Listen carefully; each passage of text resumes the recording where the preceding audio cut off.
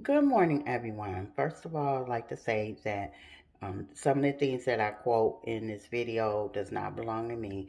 It is the ACA Code of Ethics and the North Carolina Licensed Professional Act. Thank you. In my opinion, the most common reasons for the disciplines cases from the board was sexual intimate relationships.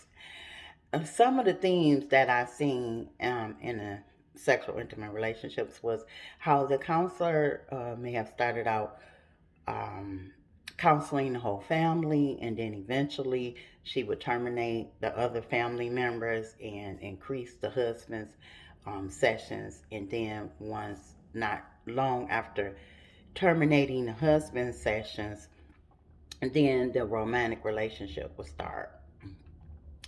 In one of the most recent cases I read, which was for May 2020, the behavior, in my opinion, was sexual harassment.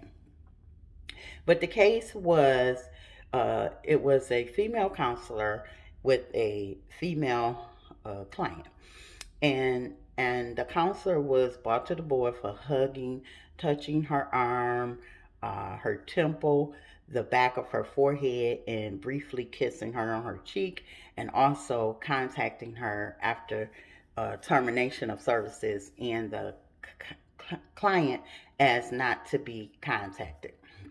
The code of ethics violated here was Section A1A, Section A6B, and Section A6C. A1 is definitely, we know that one, the primary responsibility of the counselor is to treat the client, respect the client's dignity and the welfare of the client, and that definitely was not done. Um, A6B is simply talking about going beyond conventional parameters with the counselor and client relationship. It also includes examples such as going to a wedding or accepting a gift from a client, things of that nature. Those things should be documented. A consent form should probably be signed if possible. And none of that was done. And A6C simply states that the type that some type of reparation towards the client counselor relationship should have been documented and should have been done, some kind of repairing of it, and that was not done.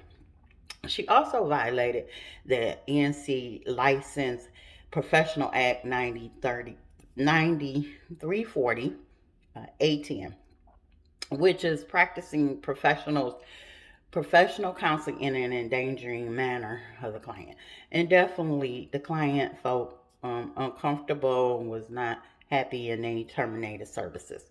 The board's outcome was reprimand, and the counselor had to complete some trainings on ethic and professional boundaries, which I found interesting. I thought that it would be more than just a reprimand, because when you touch somebody, to me that's like a total violation, and and putting hands to me inappropriate places like the temple and the back of the head, that is like really crossing a line to me. But I'm not the board, and so she just was reprimanded.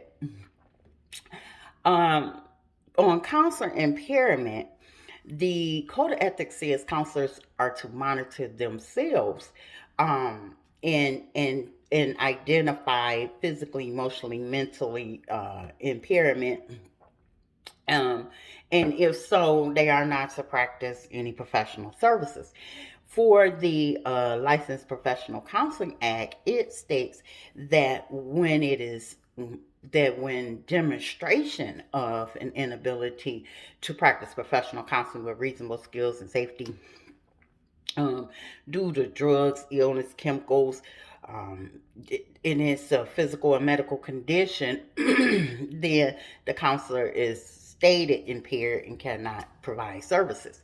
So it's the difference between the two that I found is one is up to the counselor to give the call, and then the other, it can be observed from someone else and they can give the call.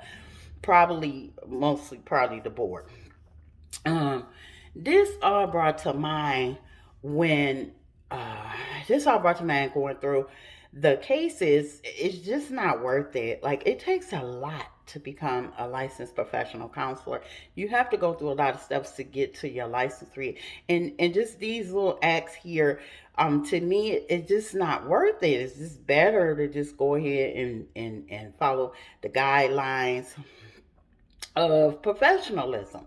And also, it brought to mind that the counselor must take care of themselves. That is so very important and cannot be stressed enough, that the counselor has to take care of themselves. It's like having a cold. Like, when you have a cold, you stay away from people so that you don't spread germs and get the person sick or anyone else sick. And so it's the same way with counseling. If you're ill on the inside, you can only pour out illness onto your client. And so it's best to stay away and get yourself better. And thank you for listening.